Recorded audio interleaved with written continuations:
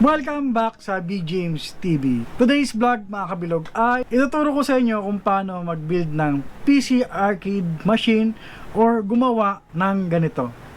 At tapusin nyo itong video sa to, stay tuned lang kayo para tech tips na gagawin ko.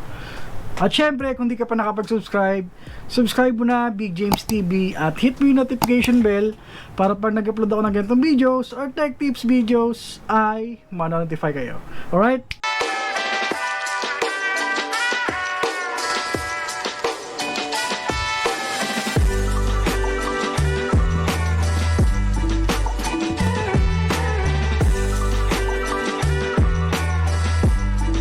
Well mga kabilog, ano ba mga kailangan para makapag-assemble tayo ng PC arcade machine? Kasi naghahanap nito sa ngayon at marami na rin nag-inquire about dito sa build ko. Kung natatandaan nyo, kung nakakapag-bisita kayo sa aking page, Big James TV or Gigabit Tech, pinopost ko doon yung mga upcoming build ko at may upcoming project ako. Upcoming project natin is Gen Z Gaming Arcade Machine. Ito na yung mga modern year 2000 games na at hindi na yung 8,000 in 1, 7,000 in 1, 20,000 in 1. Hindi na yung mga ganong games tayo. Hindi na tayo sa classic. Itong mga games is modern. Pagin natin dito yung mga like Tekken 7, Street Fighter 5, Mortal Kombat 11, more on casual gaming lang mga kabilog. Baka hanapin nyo dito yung GTA 5, NBA. Actually, kaya naman mga kabilog. Kaso, yung buttons na gagamitin natin kasi, pang class pa rin. Para feel na feel pa rin natin yung arcade machine kung paano tayo maglaro nung batang 80s, 90s, 20s. So, ang gamit pa rin nating mga buttons or arcade stick ay classic pa rin. Merong 10 buttons sa harap mo. So, ito yung example. Meron kang joystick tsaka buttons. So ito pa rin yung classic style ng gaming buttons natin. So sa mga naghahanap ng NBA or GTA 5, medyo hindi tayo pwede dyan. Actually pwede yan, kaso yung buttons kasi hindi pwede dito. Like yung mga open world na game, hindi na pwede to dito.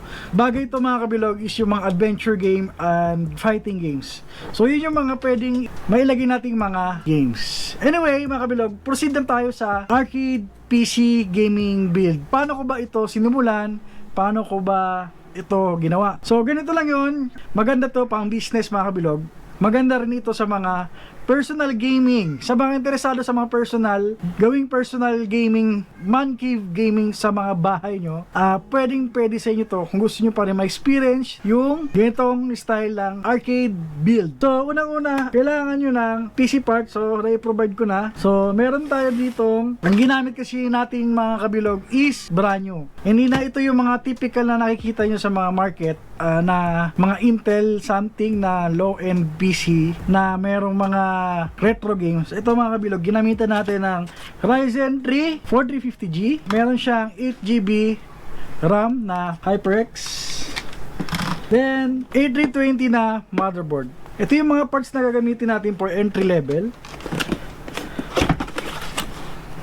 Ayan. And meron siyang kasamang 256GB na SSD. So, ito yung gagamitin nating parts at yung power supply niya. Ayan. So, power supply YGT 400 watts. So, hindi naman natin kailangan ng mataas na power supply. At hindi na naman ganun kataas yung usage ng computer natin. 80 plus na power supply YGT. And ikasama siyang cooler na RGB in play. At syempre, para makapaglaro tayo ng arcade machine natin, kailangan nyo ng USB encoder. So, USB encoder. At kasama yung mga wire niya, 5 pin, tsaka itong dalawang wire na to. Papunta dun sa arcade buttons nyo. Yan. Siyempre yung buttons, huwag nyo kalimutan itong ganitong buttons. So ito na yung gagamitin natin buttons para dito sa arcade PC build natin. At yung 5 pin na arcade joystick na gagamitin natin. So ito lang yung mga kailangan natin mga kabilog pagka personal gaming nyo. At syempre, ilalagay natin yan sa box. Sa ngayon, ito lang yan muna. Itong mga PC parts lang muna ang kailangan natin. Mga major parts para makapag-assemble ng arcade machine. And papakita ko rin sa inyo actual na nag-work yung arcade build natin. Then, kung pang business naman mga kabilog, ito na lang yung mga kailangan nyo para mag-work as a business. So, meron kang dapat na coin slot. Yung gamitin nating timer is Allen pa rin, universal na anti-hook. na tumatanggap ng piso, 5, 10 at 20. Tapos gagamitan natin ng Allen timer. Ito na yung bagong model na Allen timer. Soon gagawa natin yung tutorial kung paano gamitin to. So hindi naman nagkakalayo, mas madaling gamitin to mga kabilog. At yung power supply, 12 volts and 5 amps. So yung the rest siguro yung mga accessories hindi ko na sinama. So ito lang muna yung mga major parts na ginagamit ko para makabuild tayo ng arcade machine. At syempre sa mga nagtatanong kung anong gamit kong system, emulation station, yun lang naman talaga ginagamit ng lahat. Marami lang third party na mga application para mag-work din at gumanda yung system like Batocera, Retrobat, Recallbox at marami pang iba. So, check nyo na lang sa internet kung paano gamitin yon. Pero yung gamit natin dito is isa lang yan, ES emulation. Kung gusto nyo matutunan yun, marami yan sa YouTube at gagawa rin tayo ng tutorial kung paano gamitin yan. Sa ngayon, papakita ko sa inyo kung paano gumawa ng arcade machine at kailangan yung part. So, proceed na tayo sa actual video ng arcade PC build natin. At siya nga pala mga kabilog, sa mga interested sa gusto magpa-build sa akin ng arcade PC na personal, message lang ako sa Gigabit Tech or sa Big James TV para mapag-usapan natin kung ano gusto nyong game na ilagay natin at try natin pagganahin. Alright? Ayan mga kabilog, ito start na natin yung arcade machine. Ayan, so may pindutan siya sa ilalim para mag-boot siya. So operating system pa rin yan, yung Windows 10. So ayan yung starting booting niya.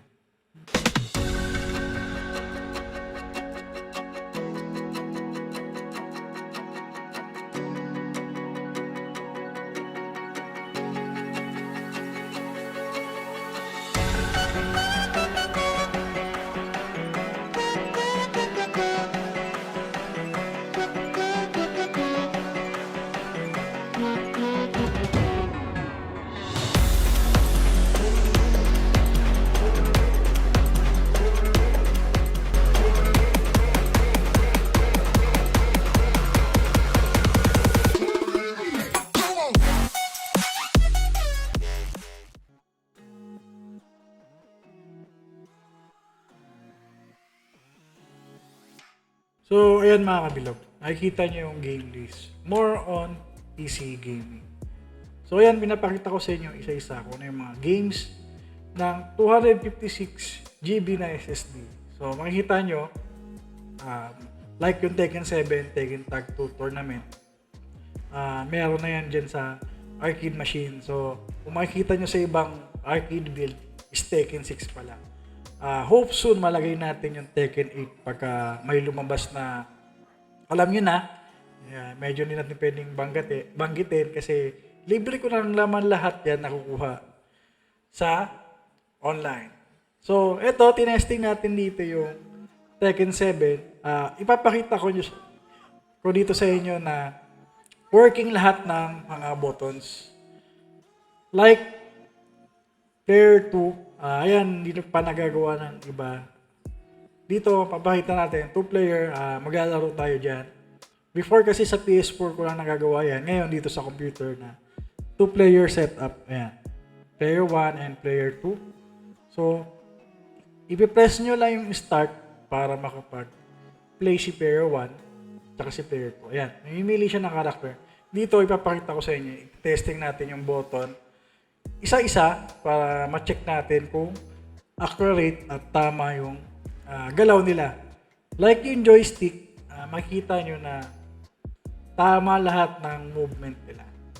So makikita nyo sa baba, may timer. Yun yung Allen timer na bago ngayon. So wala kasi tayong paglalagyan sa harap. So nilagay ko na siya sa mismo controller. So isang timer na lang sa isang coin slot. So sa isang game na yan, dalawa na sila makakapaglaro. So sa ngayon, hindi kasi natin pwedeng ipaghiwalay. Kasi nga dahil sa design ng box, tsaka sa setup ng arcade machine natin, may mga config na hindi gumagana pagka nag-cut off tayo sa mismong controller. So kailangan lagi lang siya nakasaksak. May mga errors and bugs pagka in-on and off ko yung mga arcade buttons natin. So from now, ganyan lang muna yung setup. On and off lang muna siguro sa mismo display or sa TV. Pero gagawa natin yung non-auto shutdown para pwede siyang mag-off pagka wala naglalaro. So ngayon, itatry naman natin dito yung Crash Bandicoot. Ayan, so kung nakikita niyo yung Crash Bandicoot 4, nalalaro yan sa PS4, sa PS5, pero sa PC, kayang-kaya yan. Ngayon, iti-testing natin kung gaano ka-smooth itong Crash Bandicoot. So, ang gamit lang natin ditong PC is Ryzen 3 4350G. So, gusto ko na nga itong tapusin kanina. Tinesting ko kasi napaka-smooth laro itong games na ito. So, naaalala ko ito yung kapanahunan ko nung kabataan. So, nalalaro ko lang siya yung mga oldies. Pero dito ngayon, malalaro muna sa arcade PC natin.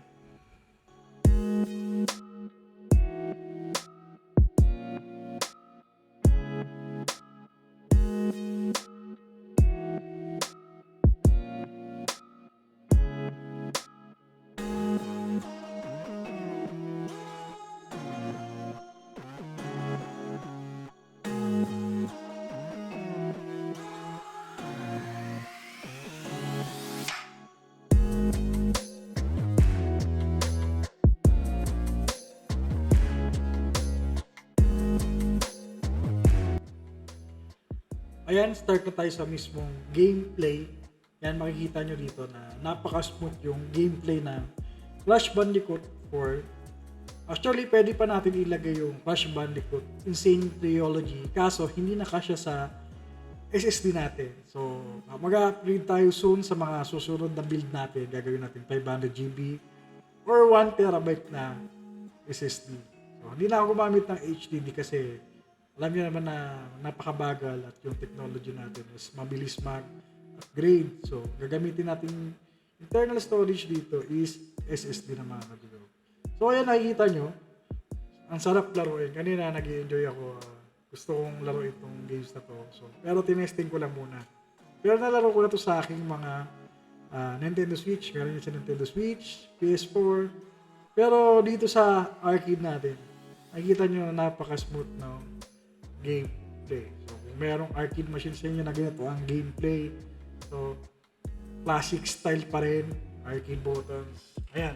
So, smooth na smooth. And pag nag-exit ka naman, mayroong pindutan sa ilalim ng arcade buttons natin. So, sinadya ko yun, nilagay sa ilalim ng buttons natin para hindi madaling mag-exit pagka na-accident yung pindutin yung buttons. So, hindi basta-basta mag-exit. By the way mga kabilog, pwede rin tayo maglagay ng emulator. Like itong Nintendo Switch. So, tinesting natin itong Super Mario Deluxe. So, pwede itong maging 4-player. So, hope soon pwede natin gawing 4-player yung arcade machine natin. Pero dalawa lang muna. Yan, papakita natin sa inyo na 2-player yan. Player 1 and meron tayong player 2. Hanggang player 4 ngayon. Mario and Luigi. Maraming character yan. Na-try ko na rin yan sa Nintendo Switch. Nakapag 4-player na rin kami. So, napaka-smooth din. Pero in low settings. Kasi pag lagay natin siya sa max, kasi maglalag na siya. At syempre, nakadepende pa rin yung spec ng PC mo para sa mga games na ito. So, depende pa rin sa spec ng PC para mag-run yung smooth yung game. So ito, in low settings pero playable pa rin yung games at clear. Hindi siya yung classic style talaga na blurred. So by the way mga kabilog, ang resolution ng TV natin is 720p. So kung 1080p natin, pwede. Pero hindi na ako satisfied. Okay na ako dito sa 720p na smooth. Kung gusto mong gawing 1080p, pwede, kaso medyo mababa na yung FPS. Doon lang tayo sa playable. So, para sa setup ito, 720p for casual gaming lang naman at clear naman yung image at wala nagiging problema. Sunod naman, itatry natin dito yung ibang game. Ito, Power Ranger. Ayan. Smooth din yan pagka tinesting natin. I-play ngayon.